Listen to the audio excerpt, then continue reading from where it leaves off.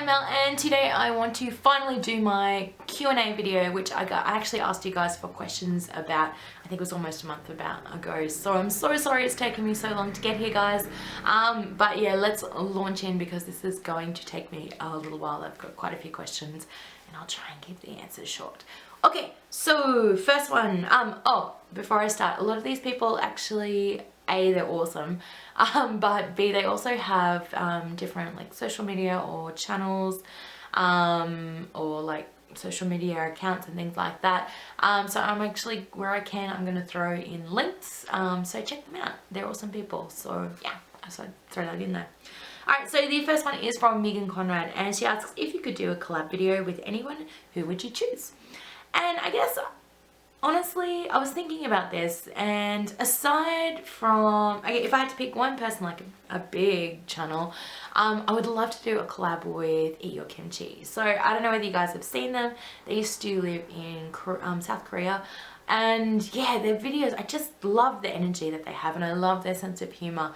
I've watched their videos for quite a long time, so yeah, it's just, I think they're in Japan now actually. But yeah, I really have always loved their channel, and I love the way they do videos, so I think that would be really cool and lots of fun. Other than that, you know, honestly, I kind of just really enjoy doing collabs with anyone. Not that I've done a lot, and I guess I've done more meetups with people. I love meeting new people, and yeah, there's just such a great bunch of people in this, you know, in this community, this J-vlogging community. So yeah, I'm kind of happy doing it with who. That sounded weird. Okay, anyway. But yeah, I know, I'm just kind of really happy to do collabs with whoever. Like, that's kind of part of the fun, is getting to know and meet new people. I will say, however, that I am really bad at focusing on doing videos when I meet people.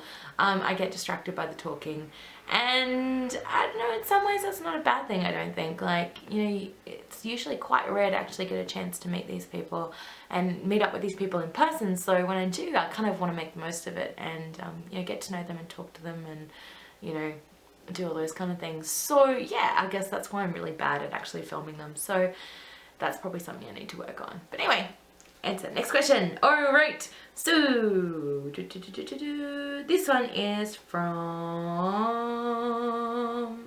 which one am I doing? I don't even know. I can't even read my list anymore. Okay, so next one is from Kai Nakamura. Okay, what other cities would you like to, I can't speak. What other cities would you want to live in other than where you live now? And who is your favorite YouTuber to watch? Alright, so I'm actually going to do the second part of this question first, just to confuse things. So as I said, I really have always enjoyed Eat Your Kimchi's videos, as that I like their sense of humor and their energy that they bring. So those guys definitely. I also really have enjoyed, you know, when I was preparing to come to Japan, I watched, you know, just the normal J-vloggers. That's kind of how I got into this. That's how I got inspired to do my own channel. I used to watch a lot of Victor and Hiko. I love also Rossi Saturdays on, well, it's not on his main channel now, but on Unrested's channels. I've always been a big fan of those.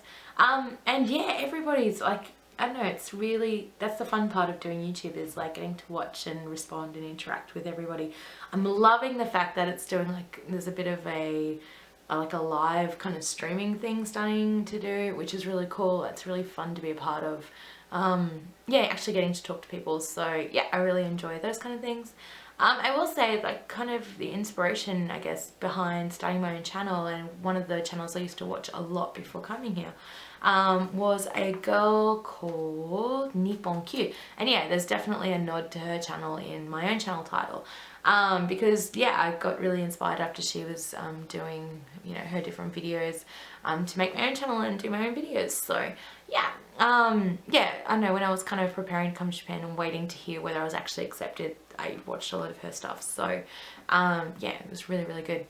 But other than that, yeah, obviously all the J-vloggers I love watching, and yeah, that seems to be pretty much what I watch these days. So yeah, that's the answer to that question. As to the other part of it, what other cities would I like to live in? I assume this is kind of focused on Japan. But yeah, so I guess I'm gonna not talk too much about this because I'm going to do a separate video, but I'm actually moving very soon. It's been a really quick decision. Like, I made the decision last week and I'm moving in like another 3 weeks. But yeah, I'm actually moving, so I've kind of mentioned it that I don't live in Osaka per se. I live in like Osaka Prefecture, so I actually live about halfway between Osaka and Kyoto, and in a kind of smaller town, which I love living here. But yeah, I kind of feel like it's time to make the move, so I'm actually moving pretty much smack bang into the center of Osaka, so it will be very different, and yeah, I don't want to mention too much about that, but I guess other cities that I've really loved, and I would probably really like living, I don't know, Osaka has my heart really, but you know, I love Kyoto. I love the history and just the culture that exists there, and I feel like even living there, you would never have enough time to explore and fully see all the little like hidden gems and amazing sights that it has to offer. I love Nara. And yeah, there's all like the tourist side of things, and that's very beautiful, don't get me wrong, but I feel like there's a lot of creativity there. There's a lot of like really just interesting kind of, I don't know, it's hard to explain. But yeah, I went for a walk, I think last year through there, and there was just so many really interesting, quirky, kind of creative like little neighborhoods, which I really love, and I love that kind of stuff. So yeah, I reckon living there would be really interesting. And also Hiroshima is absolutely beautiful, guys. It's just such a lovely city. But yeah, I guess there's a lot of Kansai in there, and to be honest, that's because I've done probably most of my traveling. I will say though, I don't think I would ever, and you know, having said this, I could be proven wrong, but I'm not a fan of Tokyo.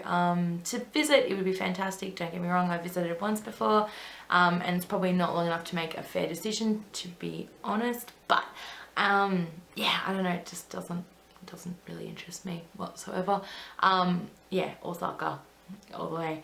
It's really interesting, I know, I feel like tourists always focus so much on Tokyo and kind of, you know, sniff at Osaka a little bit, but all the people that I've talked to who have lived in Osaka, there's no other option as far as they're concerned, which I find really interesting.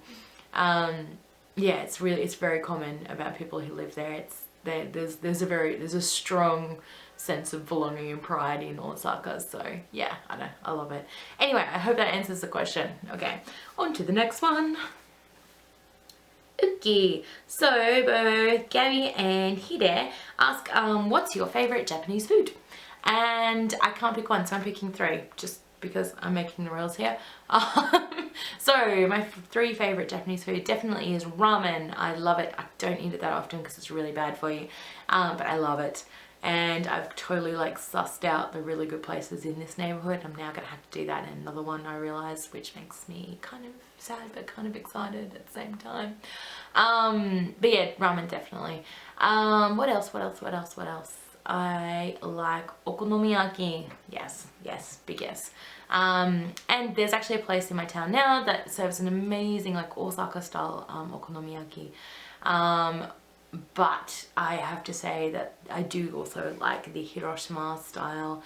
And I will say, if you guys ever are going to Miyajima, which is like the little island with the big torii like off the coast of Hiroshima, when you're at the ferry stop this on the mainland side, if you go into like the omiyage like little shopping center thing, there's actually a okonomiyaki restaurant which serves Hiroshima style okonomiyaki, and it is amazing. I've been there a couple times actually. I think every time I go there I visit this okonomiyaki shop for lunch, so you guys should check it out if you are in that area. It's really good. And oh, number 3, sorry, distracted. Number 3 would have to be curry rice. I love it, and it's something that I love making at home. I usually throw in a absolute load of vegetables. I throw in heaps of vegetables because, you know, it needs some kind of nutritional content 90% of the time. And yeah, it's just like, it's really easy to make, and it freezes, so I can have frozen meals for the rest of the week and not have to cook, which is great. But yeah, that's the answer to that question. Okay, where am I going next? Okay, so from Tammy, what has been your scariest experience in Japan? And this one, I'm realizing, sorry guys if I'm losing light here, I'm trying to film this really quickly because the sun is going down and it's getting dark. Okay, anyway, scariest experience in Japan. Okay, focus now. My scariest experience in Japan, actually, it's not that scary, but it was scary at the time. So, you know, it's my first year in Japan and my friends and I, as I've kind of mentioned, I don't live in Osaka City, Osaka. And so when I missed the last train, I'm stuck. There's no taking a taxi home. It's entirely too expensive to do that. So I'm stuck, and when I'm prepared to be stuck, I'm okay with that.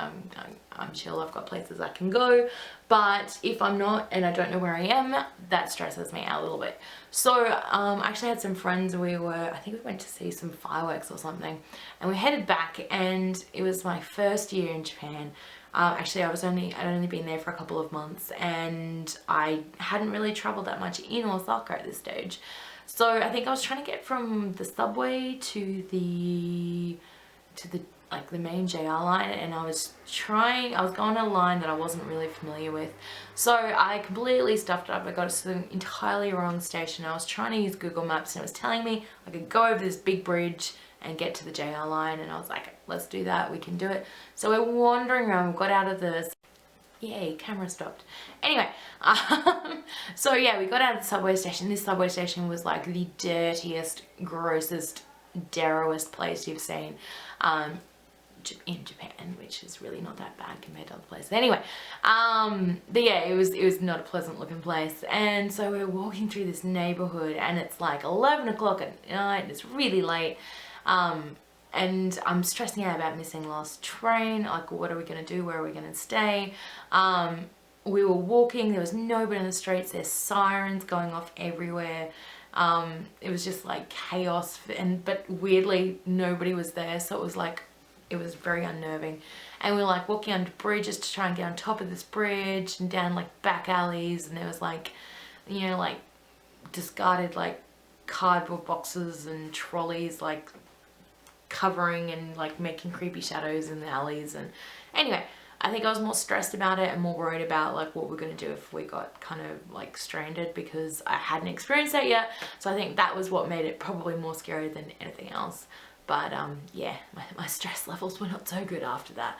But you know, we ended up getting back on the subway and made it in time and got, you know, made our transfer. So we had no worries in the long run. But yeah, that was a little scary and it was a little bit stressful for me. So yeah, that's my scariest story. Okay, on to the next one. Okay, so Fogheart asks, how do you compare Japanese hygiene facilities to the rest of the world? And to be honest, I don't know how qualified I am to make this kind of judgment, because I haven't really been to that many countries. I've only obviously been to Australia and obviously Japan. I've been to Malaysia a little bit. So yeah, I haven't really experienced that much, but I can definitely compare between like Australia and Japan. And I've got to say, Japan does do things very well. Like there seems to be that kind of like communal, that whole like groupthink thing, and kind of taking responsibility for the care of public property, because everybody has to use it, if that makes sense. It seems to be such a big thing in Japan, and it usually means that a lot of like public bathrooms or, you know, public places, parks and things like that are usually really, you know, kept really well and kept in really good condition. Yeah, like, you know, I've definitely used like, I'm using public bathrooms as a example. So like train station bathrooms back home, I would just not even go near. They're just entirely too disgusting. Whereas in Japan, they're usually pretty good. They're usually really clean, and there's not like trash everywhere, and yeah, they're quite good. So yeah, I guess on that hand, you know, it just depends. It depends on where you are, and depends on, even to the point like, you know, what events are on and things like that. So yeah, I guess Japan definitely does things better. I will say one thing that weirds me out constantly is the fact that during, I don't know, okay, back home we have like a wheelie bin, which is like a giant, oh, this is a bit weird for everybody, but yeah, maybe I can stick a picture in here somewhere. I don't know. If I can, I'll put in a picture now. Okay, so wheelie bin. It's a big bin. It's a big green rolly bin that you can, you know, put all your rubbish in. You roll it out to the curbside. The trucks pick it up, they dump it. That's the standard process. I find it excessively strange that with how many people that live in Japan and how much rubbish and that is actually made and kind of, you know, collated, I guess, throughout the week or however long's between pickup times. There's no bin system. There's just plastic bags that you chuck maybe either on the side of the road under a bit of net, or, you know, in like, there's, you know, some apartment blocks have like a walled off, bricked off area to like for the residents to put it in. But yeah, it's pretty much just on the street, and I find that really strange because then dogs and cats and birds get into it, and rats, yes, there are rats. And that's kind of gross to me, especially in summer when you're riding past it. It stinks. So yeah, I find that very strange because it's just, I would have kind of, with the focus on hygiene, I would have expected Japan to kind of do something a little bit more, I guess. But yeah, I don't know. That's just been my experience. I thought that was a bit different. But anyway, so yeah, I hope that answers the question. Anyway, moving right along.